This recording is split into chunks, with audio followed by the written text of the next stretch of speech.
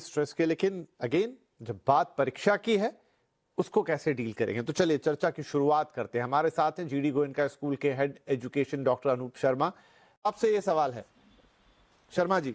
हाँ, तो क्या है इसमें, अगर जो प्रिपरेशन हमारी नहीं हुई है बच्चों की, तो वो तनाव ना लेते हुए, जैसे अंतिम समय में क्या होता है, जैसे पैराशूट है, हमारा जो दिमाग है वो पैराशूट की तरह है। अगर ओपन रहेगा तो सुरक्षित लैंडिंग होगी, अगर क्लोज रहेगा हम बहुत सारा तनाव ले लेंगे तो बच्चे उनका क्रैश लैंडिंग मींस वो भूल जाते हैं परीक्षा में।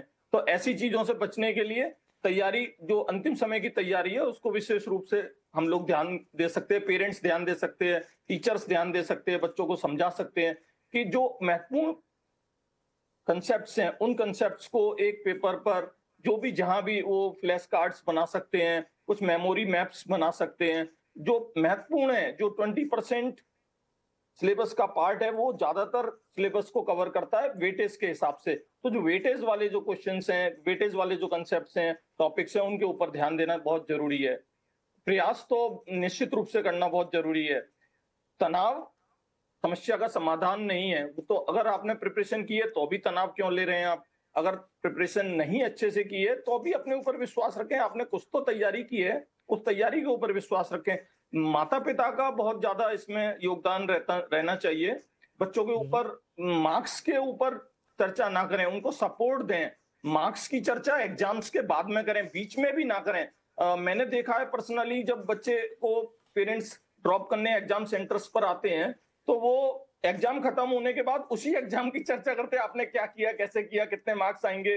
वो सब चर्चाएं बच्चे को अगले प्रिपरेशन से भी वंचित करती हैं। तो बच्चे को सपोर्ट करें, गाइड करें, जी, बताएं कि हाँ भाई आपको कैसे करना है, मोबाइल्स को अलग रख देना है, पानी को नियमित रूप से पीना है। Drinking water is very crucial for reducing stress.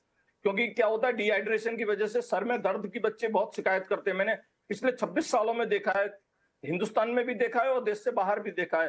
4 अलग अलग कंट्रीज में अलग अलग करिकुलम के बच्चों को देखा है। एग्जाम टाइम में क्या होता है, बच्चे भूल जाते हैं पानी पीना।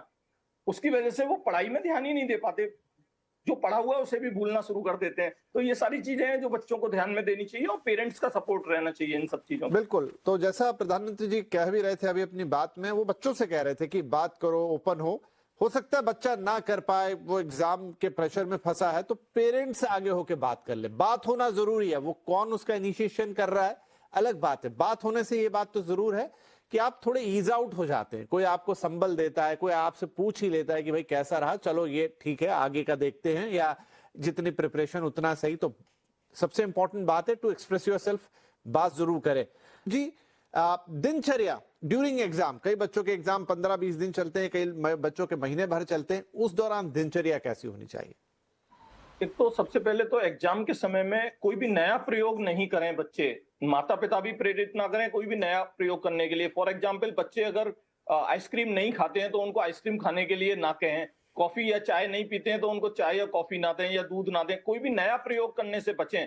अपने तरीके बच्चों के ऊपर ना थोपें और बच्चों को अपनी दिनचर्या, जो जिस भी तरीके से उनको प्रिपरेशन करनी है, अगर मान लीजिए वो सुबह हल्का ब्रेकफास्ट करना चाहते हैं तो हल्का ब्रेकफास्ट करने दें, उनको नींद पूरी लेने दें। पिताजी ने अगर मान लीजिए रात में 12 बजे तक स्टडी की है तो बच्चे के ऊपर ना कहें कि भाई हम तो 12 बजे तक स्टडी करते थे, तुम तो 9 बजे ही सो जाते हो, 10 बजे सो जाते हो, तुम सुबह नहीं उठते हो। मम्मी कह रही है कि हम तो सुबह उठ करके 4 बजे से पढ़ते थे, तो आप सुबह 7 बजे तक सो रहे हो। तो अपनी चीजें, अपने प्रयोग बच्चों के ऊपर ना थोपे, नई चीजें ना थोपे। बच्चों को लाइट खाने दें, लाइट पीने दें और स्ट्रेस फ्री रहने दें।